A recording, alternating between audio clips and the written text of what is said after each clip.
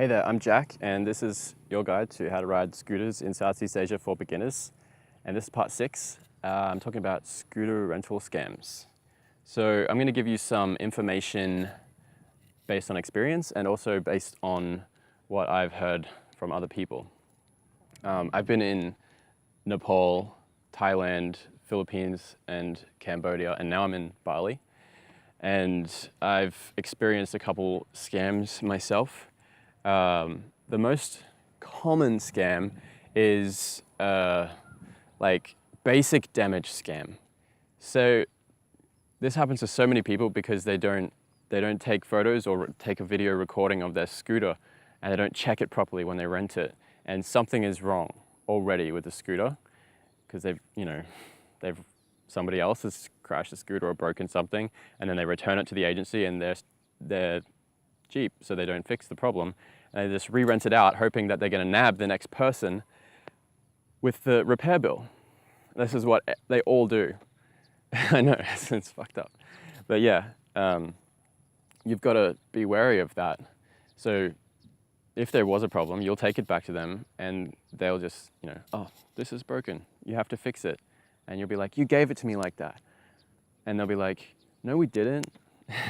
That's basically how that goes. And they'll charge you, it's not that much. It's really cheap to repair a scooter yourself or any scooter component. You can just take it to a mechanic yourself and get it repaired for extremely cheap. It's always cheap everywhere in Southeast Asia. So that's the most common scam. Again, the second scam, this hasn't happened to me, but I've heard about it. Basically, you'll rent a scooter. When you rent the scooter, you'll put down your information, where you stay, your email address, phone number maybe, where you live, maybe back home, like a whole bunch of information.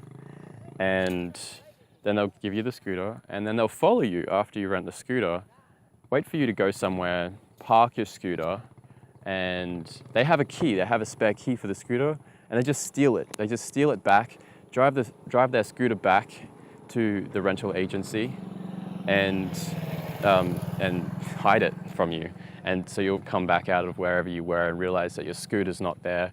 You'll ask around, then you'll freak out, and then you'll go to the rental agency or the police or something and be like, oh, my scooter's gone. They'll be like, oh no, shit, you have to pay for that. And then 2 weeks later, that scooter will be back in the rental parking garage. That's another common scam. Sometimes they won't even follow you.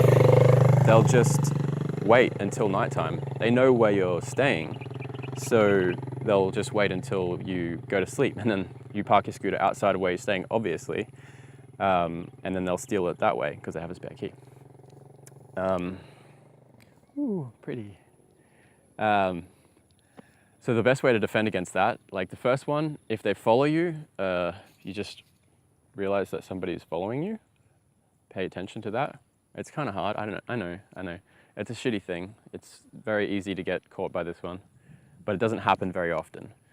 The second thing you can do to defend against that is to lie about where you're staying. And this is actually a pretty good, common practice for protecting yourself, I would say.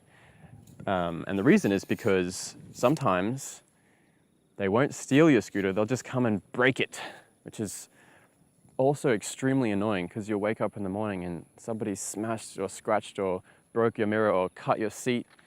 This happened to me in Nepal because the rental agency knew where I was staying. They knew where I parked the scooter at night time, and they came and they made it look like it was an accident, but it wasn't an accident because it happened to other people, and you have to pay for that. Now, if this happens, the best way is to take it to the mechanic and repair it yourself, and there's no problems. And you'll take it back to their surprise. There's no problems. Damn. Because it didn't cost you very much to repair it. But if you take it back with damage, you'll pay the full retail price for the repairs. And nothing costs full retail price in Southeast Asia. So that's another very common scam. There are other scams.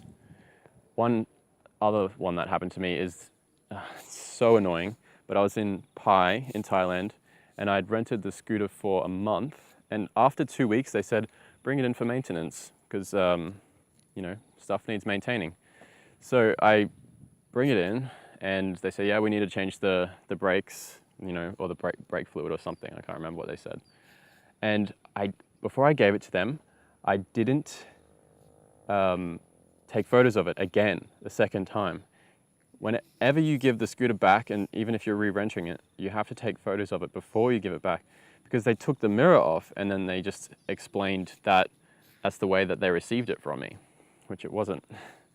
And basically how that went was, hey, there's no mirror, what up? Yeah, you gave it to us like that. It's okay, it's fine.